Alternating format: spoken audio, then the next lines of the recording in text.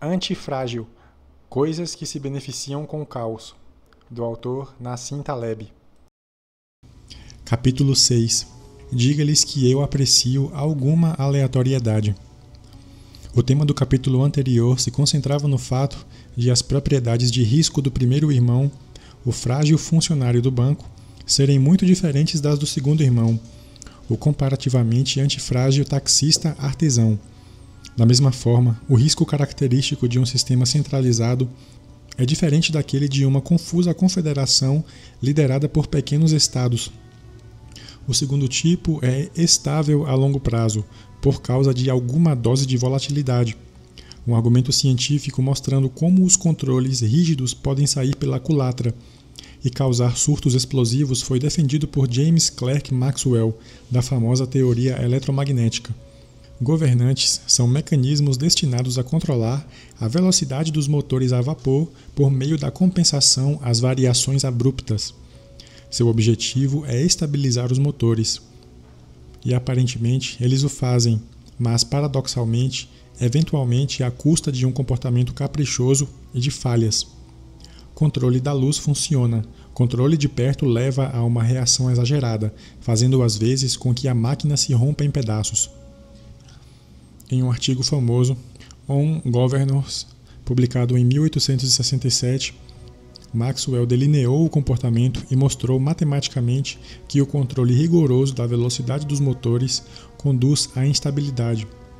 É impressionante constatar como as derivações matemáticas de Maxwell e os perigos de um controle rigoroso podem ser aplicados em todos os domínios e ajudar a desmascarar a pseudoestabilização e a fragilidade há tanto tempo oculta.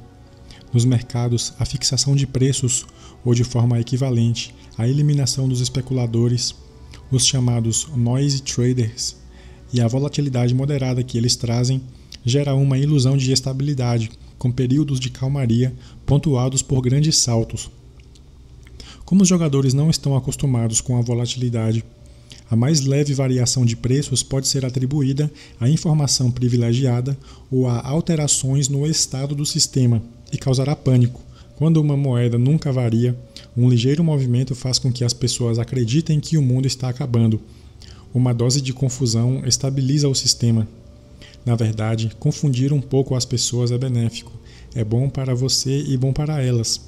Como o exemplo do cotidiano, imagine alguém extremamente pontual e previsível, que chega em casa exatamente às 6 da tarde todos os dias, há 15 anos. É possível usar sua hora de chegada para acertar o relógio. Meros 15 minutos de atraso já são capazes de deixar sua família ansiosa.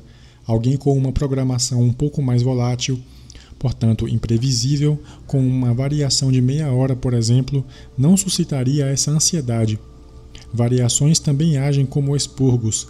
Pequenos incêndios florestais ocasionais limpam o sistema dos materiais mais inflamáveis, de modo que estes não têm a oportunidade de se acumular. Por isso, evitar esses pequenos incêndios para manter a floresta a salvo torna os grandes incêndios ainda piores. Por razões semelhantes, a estabilidade não é boa para a economia. As empresas ficam muito fracas por longos períodos de estável prosperidade, sem contratempos, e vulnerabilidades ocultas se acumulam silenciosamente sob a superfície. Assim, postergar as crises não é uma ideia muito boa. Da mesma forma, a ausência de flutuações no mercado faz com que riscos ocultos se acumulem ao lado da impunidade. Quanto mais tempo se passar sem um trauma de mercado, pior será o dano quando ocorrer comoção.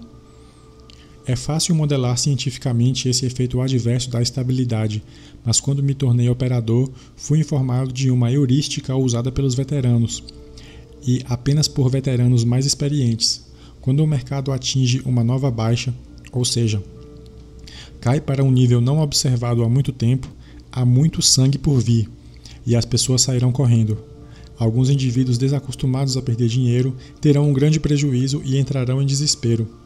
Se tal baixa de mercado não tiver sido observada há muitos anos, digamos há 2 anos, será chamada de uma baixa de 2 anos e causará mais estragos do que uma baixa de 1 ano. Não é à toa que eles chamam isso de limpeza, tirando as mãos fracas do caminho. A mão fraca remete claramente a alguém que é frágil, mas não tem consciência disso, e está se deixando embalar por uma falsa sensação de segurança. Quando muitas dessas mãos fracas correm até a porta, causam coletivamente colisões. O mercado volátil não permite que as pessoas fiquem muito tempo sem uma limpeza de riscos, evitando tais colapsos do mercado. Fluctuat nec mergitur. Flutua ou boia, mas não afunda, diz o ditado latino. Burros esfomeados. Até agora, argumentamos que prevenir a aleatoriedade em um sistema antifrágil nem sempre é uma boa ideia. Vejamos agora um caso em que adicionar aleatoriedade tem sido um método operacional padrão, como o combustível necessário para um sistema antifrágil permanentemente faminto por isso.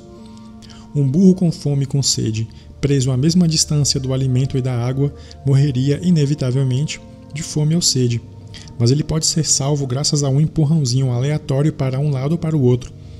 Essa metáfora é chamada de burro de Buridan, em homenagem ao filósofo medieval Jean de Buridan, que, entre outras coisas muito complicadas, concebeu o experimento. Quando alguns sistemas estão paralisados diante de um impasse perigoso, a aleatoriedade, e apenas ela, poderá desbloqueá-los e libertá-los. É possível perceber aqui que a ausência de aleatoriedade equivale à garantia de morte. A ideia de introduzir um ruído aleatório em um sistema para melhorar seu funcionamento tem sido usada em diferentes campos. Por um mecanismo chamado ressonância estocástica, o acréscimo de ruído aleatório ao fundo faz com que os sons sejam ouvidos, digamos a música, com mais precisão. Vimos anteriormente que o efeito psicológico da sobrecompensação nos ajuda a obter sinais em meio ao barulho. Aqui não se trata de uma propriedade psicológica, mas física do sistema.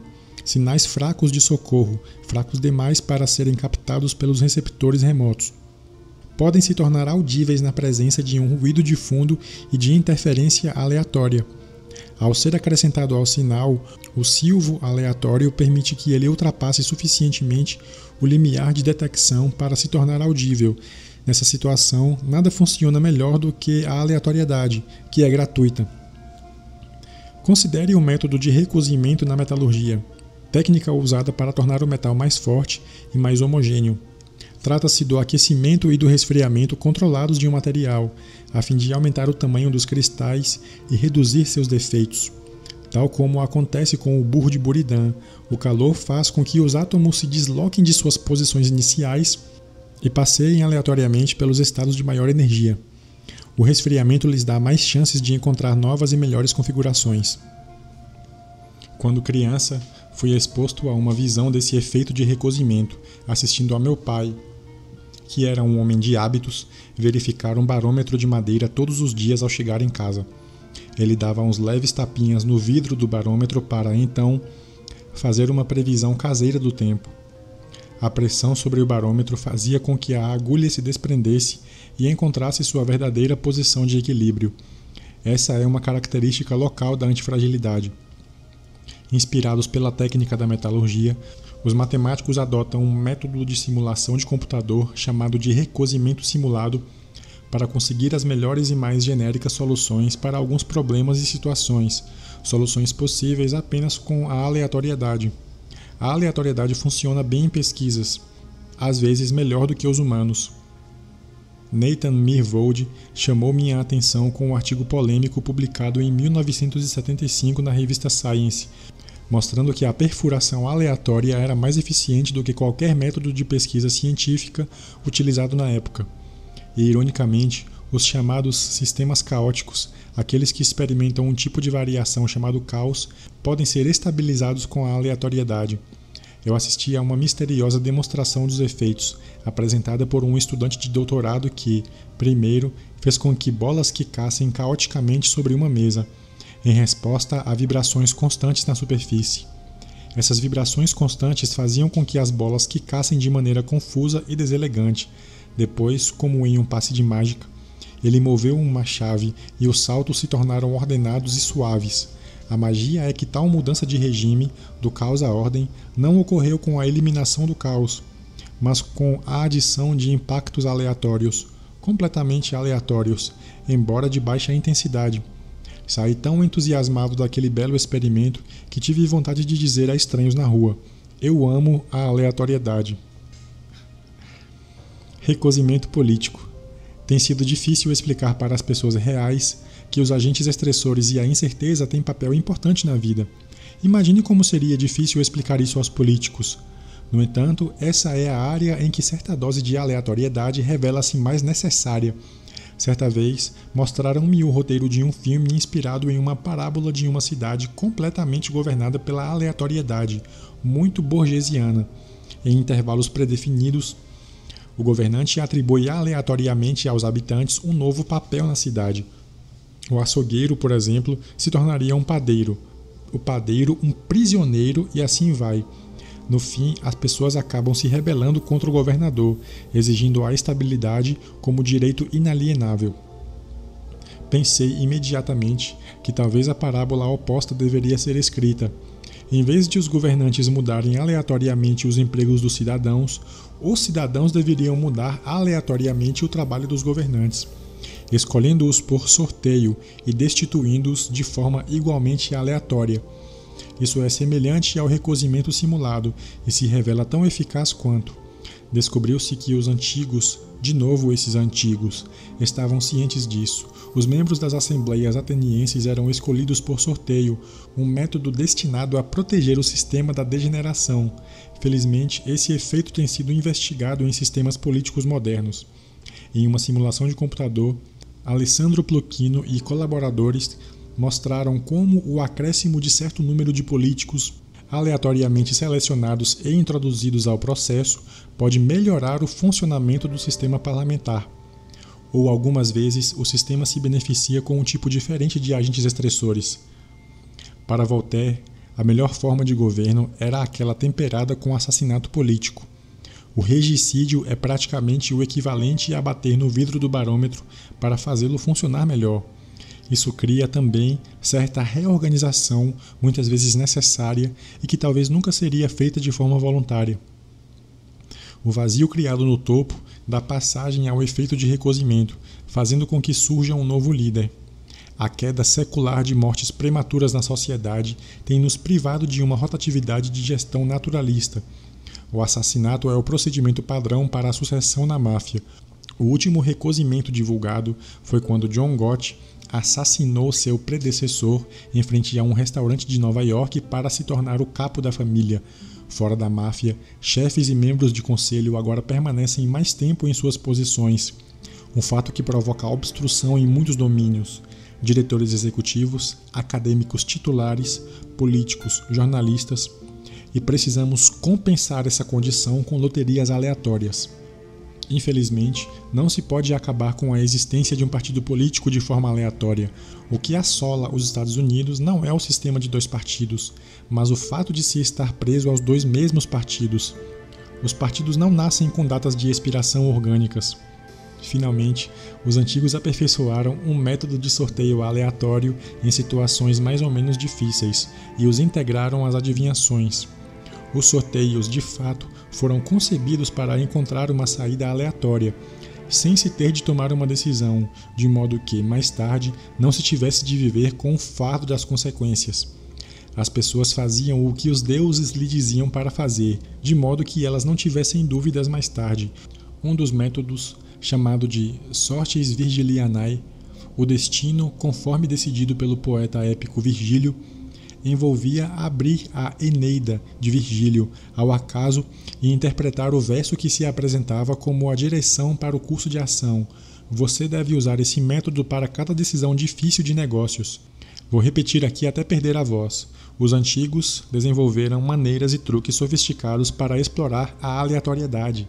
Eu, por exemplo, realmente pratico essa heurística aleatória em restaurantes, considerando-se a extensão e a complicação dos menus, submetendo-me ao que os psicólogos chamam de tirania da escolha, com a angustiante sensação de que eu deveria ter pedido outra coisa, eu, cega e sistematicamente, reproduzo a escolha do homem mais gordo à mesa e, quando esta pessoa não está presente, escolho aleatoriamente algo do menu sem sequer ler o nome do prato, com tranquilidade de saber que Baal escolheu por mim. esta bomba relógio chamada estabilidade. Vimos que a ausência de fogo gera acúmulo de material altamente inflamável. As pessoas ficam chocadas e indignadas quando afirmam que a ausência de instabilidade política e até mesmo de uma guerra torna possível o acúmulo de material explosivo sob a superfície. A segunda etapa. As pequenas guerras salvam vidas? O filósofo político anti-iluminista Joseph de Maistre observou que conflitos fortalecem países. Isso é altamente discutível. A guerra não é algo bom, e como vítima de uma brutal guerra civil, posso atestar seus horrores. Mas o que acho interessante e sofisticado em seu raciocínio é o fato de apontar o erro de se analisarem as perdas de determinado evento e ignorar o restante da história. Também é interessante notar que as pessoas tendem a compreender mais facilmente o oposto, isto é, elas detectam o erro de se analisar o ganho imediato, sem considerar os efeitos colaterais a longo prazo. Dessa maneira, vemos as vítimas como perdas, sem ponderar a segunda etapa, o que acontece depois, ao contrário dos jardineiros, que entendem muito bem que a poda fortalece as árvores. Do mesmo modo, a paz, algum tipo de paz forçada, limitada, não natural, pode custar vidas. Basta considerar a grande complacência que levou à Grande Guerra, depois de quase um século de relativa paz na Europa, juntamente com a ascensão do fortemente armado Estado-nação. Mais uma vez, todos nós amamos a paz e todos nós amamos as estabilidades econômica e emocional, mas não queremos ser idiotas a longo prazo. Tentamos nos vacinar a cada novo ano, injetando-nos um pouco de mal para formar a imunidade, mas somos incapazes de transferir o mecanismo para os domínios político e econômico. O que dizer aos criadores de políticas externas? Para resumir, o problema com a supressão artificial da volatilidade não é apenas que o sistema tende a se tornar extremamente frágil, é que, ao mesmo tempo, ele não exibe riscos visíveis. Lembre-se também de que volatilidade é informação. Na verdade, esses sistemas tendem a ser muito calmos e apresentam variabilidade mínima, enquanto riscos silenciosos se acumulam sob a superfície. Embora a intenção declarada de líderes políticos e formuladores de políticas econômicas seja estabilizar o sistema inibindo as flutuações, o resultado tende a ser o oposto. Esses sistemas artificialmente limitados se tornam propensos a cisnes negros. Esses ambientes acabam passando por gigantescos surtos, do tipo visto na figura 3, pegando todos de surpresa e derrubando anos de estabilidade, ou, em quase todos os casos, terminando muito piores do que estavam em seu inicial estado volátil. Na verdade, quanto mais tempo se leva para ocorrer o surto, piores serão as consequências para ambos os sistemas, o econômico e o político. Buscar estabilidade alcançando a estabilidade e se esquecer da segunda etapa tem sido um grande erro nas políticas econômicas e externas. A lista é muito longa e deprimente. Lembre-se de que governos podres como o do Egito, antes dos tumultos de 2011, apoiado pelos Estados Unidos havia 4 décadas a fim de evitar o caos, com o efeito colateral de uma camarilha de saqueadores privilegiados usando seus superpoderes como proteção, idênticos aos banqueiros, utilizando seu status de grande demais para quebrar, para ludibriarem os contribuintes e receberem enormes bônus. A Arábia Saudita é o país que, atualmente, mais me preocupa e me ofende. É um caso clássico de estabilidade de cima para baixo, imposta por uma superpotência em detrimento de todos os possíveis padrões morais e éticos. E, é claro, à custa da própria estabilidade. Assim, um lugar aliado aos Estados Unidos é uma completa monarquia, desprovido de uma constituição. Mas não é isso que é moralmente chocante. Um grupo de 7 a 15 mil membros da família real administra o local, levando um estilo de vida luxuoso e hedonista, em clara discrepância com as ideias puristas que os colocaram lá. Veja a contradição. As tribos do implacável deserto, cuja legitimidade deriva de uma austeridade quase amish, podem, graças a uma superpotência, voltar-se para o desinibido prazer hedonista. O rei viaja, por mero prazer, com uma comitiva que preenche 4 jatinhos. Quanta diferença de seus antepassados! Os membros da família acumularam uma fortuna que agora está, em grande parte, preservada em cofres do Ocidente. Sem os Estados Unidos, o país teria tido sua revolução, uma separação regional, algum tumulto e então, talvez, hoje tivesse alguma estabilidade, mas evitar o ruído agrava o problema a longo prazo. É evidente que a aliança entre a família real saudita e os Estados Unidos foi estabelecida para proporcionar estabilidade. Que estabilidade? Por quanto tempo se pode confundir o sistema? Na verdade, quanto tempo é irrelevante. Essa estabilidade é semelhante a um empréstimo que, no fim, precisa ser pago. E há as questões éticas que deixo para o capítulo 24, principalmente casuísticas, quando se utiliza da justificativa de em favor de para violar uma regra moral até então inflexível. Poucas pessoas estão cientes do fato de que a amargura dos iranianos em relação aos Estados Unidos provém do fato de os Estados Unidos, uma democracia, ter instalado um monarca, o repressor Shah do Irã, que acabou com a região, mas deu aos Estados Unidos a estabilidade de acesso ao Golfo Pérsico. O regime teocrático do Irã de hoje é, em grande parte, resultado dessa repressão. Precisamos aprender a pensar nas segundas etapas, nas cadeias de consequências e nos efeitos colaterais. O mais preocupante é que a política norte-americana em relação ao Oriente Médio foi historicamente, e em especial após 11 de setembro de 2001, indevidamente centrada na repressão de toda e qualquer flutuação política, em nome de prevenir o fundamentalismo islâmico, uma figura de linguagem que quase todos os regimes têm usado, além do fato de que matar islâmicos ajuda a compor seus números. O Ocidente e seus aliados árabes autocráticos têm fortalecido os fundamentalistas islâmicos, forçando-os nos bastidores. Já é hora de os criadores de políticas públicas norte-americanos entenderem que, quanto mais intervierem em outros países em nome da estabilidade, mais instabilidade provocarão, exceto para os casos de pronto-socorro. Ou talvez já seja a hora de reduzir o papel dos criadores de políticas públicas em assuntos políticos. Uma das máximas da vida: não há estabilidade sem volatilidade. O que chamamos de modernidade? Minha definição de modernidade é a dominação em larga escala do meio ambiente, a suavização sistemática das arestas do mundo e a supressão da volatilidade e dos agentes estressores. Modernidade corresponde à extração sistemática dos seres humanos de sua ecologia, essencialmente aleatória, física e social, até mesmo epistemológica. A modernidade não é apenas o período histórico pós-medieval, pós-agrário e pós-feudal, tal como definido nos livros didáticos de sociologia. É um pouco o espírito de uma época marcada pela racionalização, o racionalismo ingênuo, a ideia de que a sociedade é compreensível e, portanto, deve ser planejada por seres humanos. Com ele, nasceu a teoria estatística e, assim, a bestial curva de sino. O mesmo aconteceu com a ciência linear e, do mesmo modo, com a noção de eficiência ou otimização.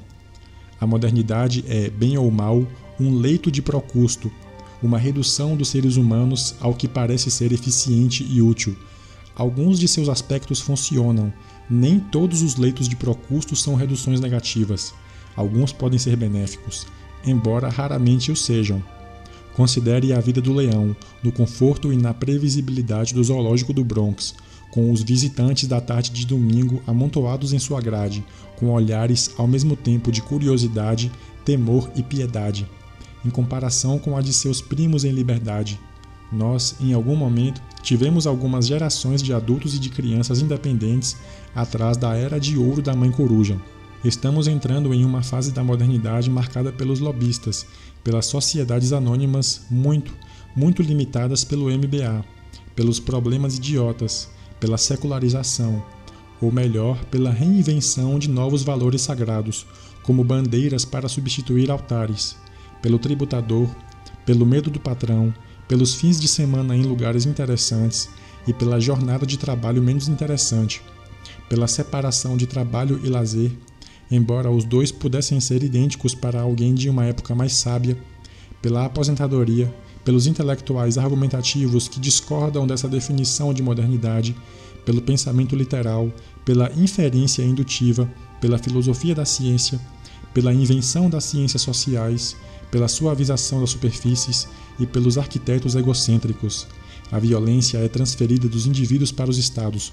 Assim é a indisciplina financeira. No cerne de tudo isso está a negação da antifragilidade. Há uma dependência das narrativas, uma intelectualização das ações e dos empreendimentos.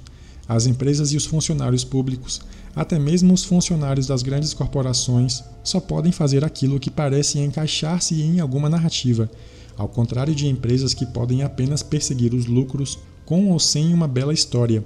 Lembre-se de que é preciso um nome para a cor azul quando se constrói uma narrativa, mas não para a ação. O pensador a quem falta uma palavra para azul é incapacitado, não o realizador. Foi muito difícil transmitir aos intelectuais a superioridade intelectual da prática.